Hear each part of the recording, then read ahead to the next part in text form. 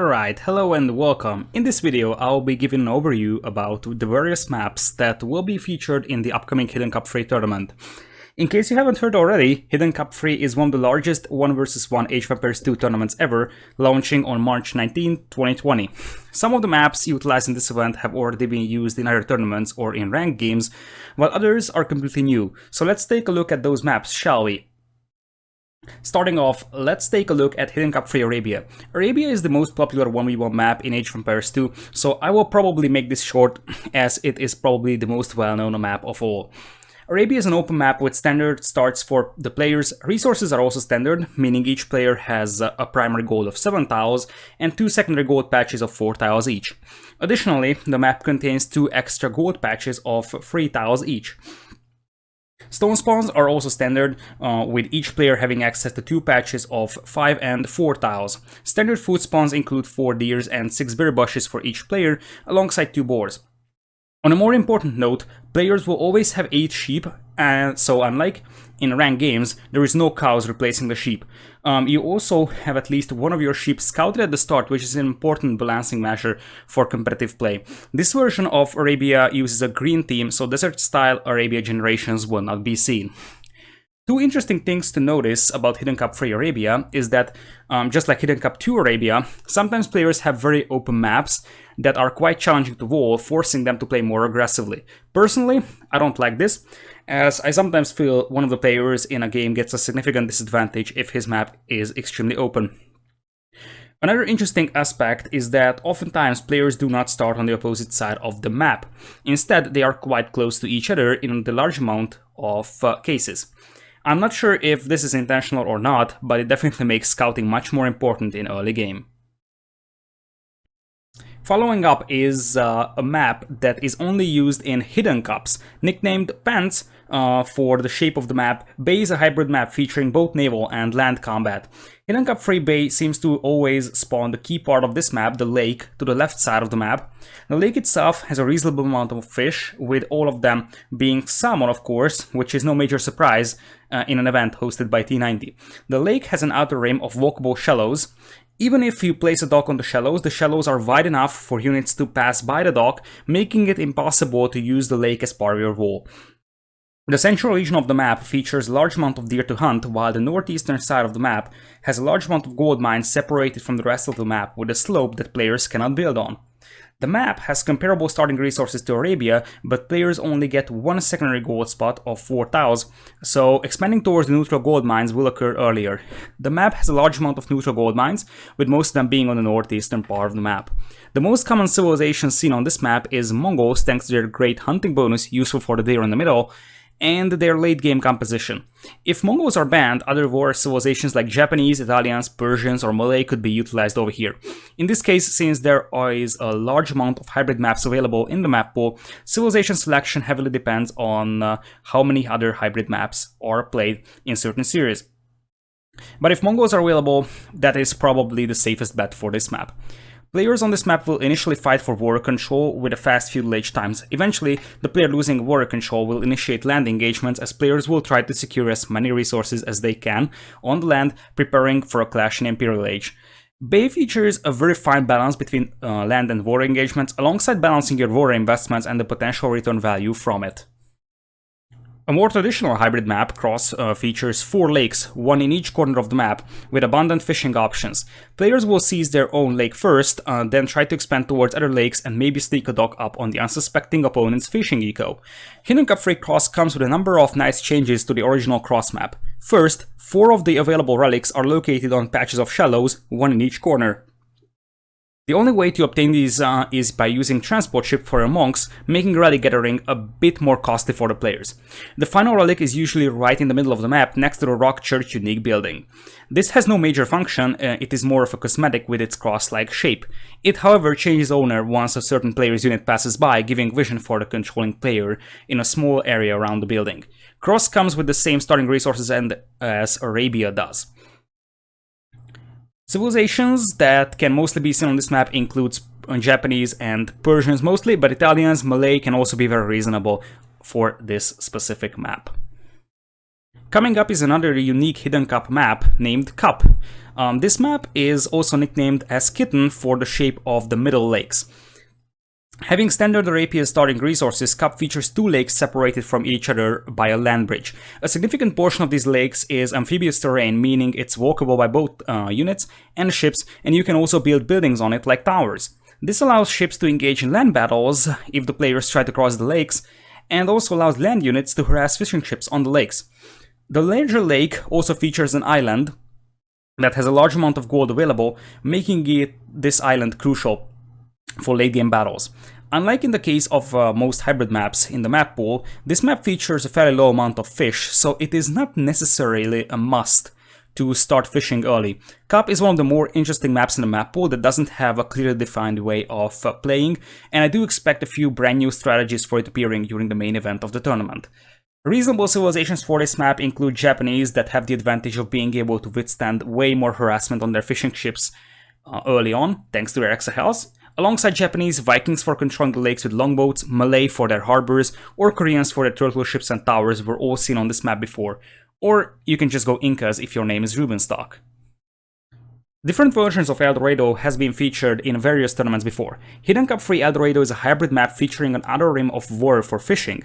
Starting minerals for the players are fairly limited, as each player only starts with 2 tiles of gold and 2 tiles of stone. The middle of the map holds most minerals, and it is always revealed to both players. That means that there is no way you can sneakily start mining it, because your opponent will always see what you are doing in the middle. This version of El Dorado comes with 2 marlin fishes beneath your town center in the shallows. These shallows also prevent you from placing farms right next to your town center. Considering players will only start with 1 boar, this extra food is much needed. Such a start is preferred for Chinese, and it is indeed the most commonly seen civilization on this map. Another interesting feature is the land patch on the shallows that points directly towards the middle of the map, but this is more of a cosmetic rather than a useful feature. The amount of emphasis put into war varies by player, but you will have to start fishing early on this map on the outside rim, that's for sure. One of the most traditional tournament maps featured in Hidden Cup 3 is Gold Rush. Gold Rush features a hill in the middle of the map holding most of the gold available. Players only start with 7 tiles of gold split into 2 patches of 3 and 4 tiles respectively. Stone and food spawns, on the other hand, are completely standard. An important difference compared to the Gold Rush that used to be featured in the ranked map pool is the amount of predators like wolves and lions that have been reduced, and they are spread more evenly in the middle now. You will also see a wolf always being at the top of the hill. Using a parasite trick on it, this can serve as a great indicator on whether or not your opponent is moving through the middle with villagers or military. The strategy choice on this map heavily depends on the map you start with. Oftentimes your gold is exposed and in danger. If not, a fast castle or rush fast castle play seems to be the most reasonable option here. Since Gold Rush is a very common tournament map, expect to have a large number of various approaches and playstyle present on this map, as each player will bring in his own tournament experience with this map. Another common tournament map, Hideout, features a central forest separating 2 players who are protected by a layer of palisade wall on the other side. Hidden Cup 3 Hideout features standard labor-like resource spawns, which is different from the Hideout map generation in ranked games, as players do have extra gold to work with. Though early aggression with towers is a possibility, most players decide to play a fast castle strategy on this map. A particularly interesting fast castle approach is the Khmer fast castle, using only 22 or 23 villagers, making it extremely fast on this map. Alongside Khmer, Britons are a very popular civilization for this map, but as we are talking about a map that has been featured in a large amount of tournaments before, a large amount of different approaches are known with various civilizations. HighTide is a new map for Hidden Cup 3 featuring a hybrid land war setup. HighTide always features the players on the southwestern side of the map, starting on land. The 2 players are connected by a road that only serves as a cosmetic purpose. The northeastern side of the map features a lake with 2 major parts. Half of the lake is covered by shallows, which are walkable by units, while on the other side is a clear water region. Unlike the mangrove terrain of Cup, however, placing buildings other than docks on the shallows is not possible. The middle of the lake features an island with significant amount of gold on it, making it important if the game drags super long. Some changes have been made to the HighTide version we have seen in the qualifiers. First off, the size of the lake has been reduced and the land around it has been widened. Unlike in the previous version, relics do not spawn exclusively on the central island now, instead they are split in between the island and the middle of the road between the players. The most important change, however, is visible on the left side of the map. A patch of shallows has been added on the left to make walling harder for the players and open up possibilities for earlier regression on land than what we have seen in the qualifiers. The shallows patch is wide enough to ensure that a single dock cannot block it, so just like in the case of Bay, walling it using the shallows is not a possibility. Players will make a significant effort early game to get water control for themselves, but thanks to the harder wall ability, land aggression will be an option earlier than it used to be. Top civilizations for this map mainly include Persians and Japanese, but other civs suitable for hybrid maps may also be seen. The only clear water map in the map pool, Island offers massive water engagements in games that usually last until late game. Each player starts on his own island. Starting resources include standard food spawns, and unlike in the case of team islands in previous versions of the game, no extra hunt is found on the player's islands. 2 patches consisting of 7 tiles of gold each is present on each player's island, while the neutral island in the middle holds extra 6 tiles of gold split into 2 patches.